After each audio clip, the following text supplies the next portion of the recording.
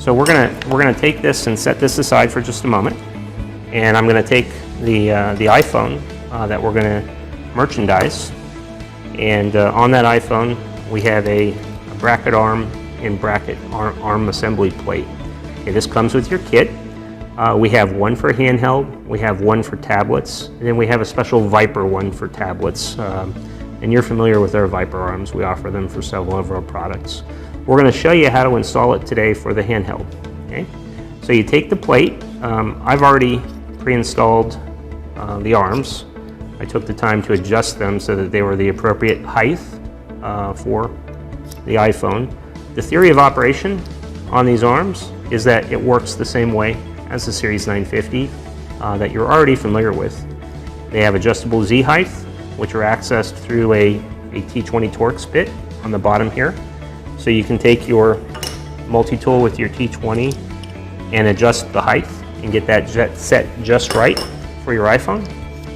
Okay, and then we can pull those out. Okay, and now what you'll want to do is go ahead and center mount the plate. So we will use our alcohol wipe. We'll clean the back surface of the phone. We'll remove the adhesive plate, and we will go ahead and center that. And it's easy to line up with the icons on the back of the phone there. Okay. So we'll go ahead and center that and put it down. Okay. So now that we have that centered in the right position, we'll go ahead and mount the arms. They go through the slots on the side. Okay.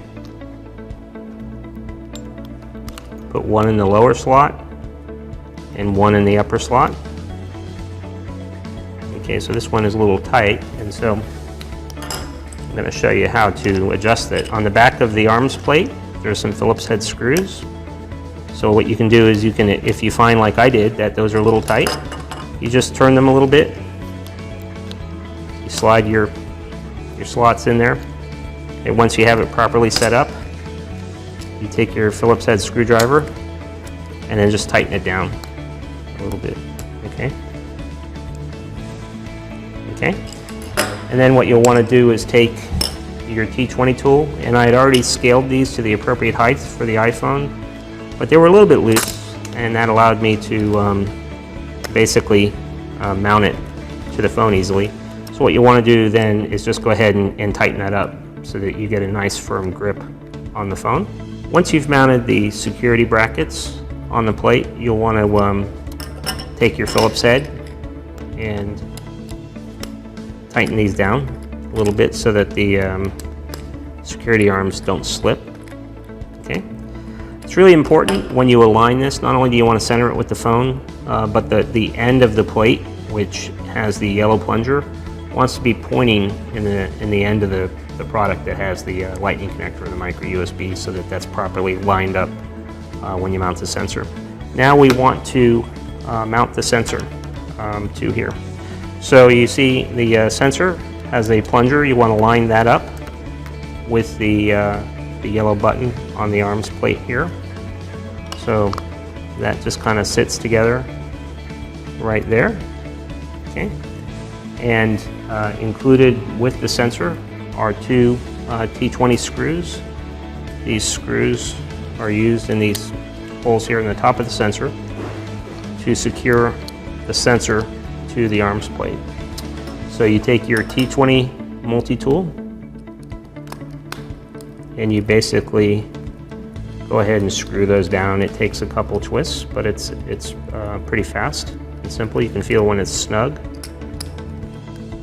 And you go ahead and tighten both of them down. Okay.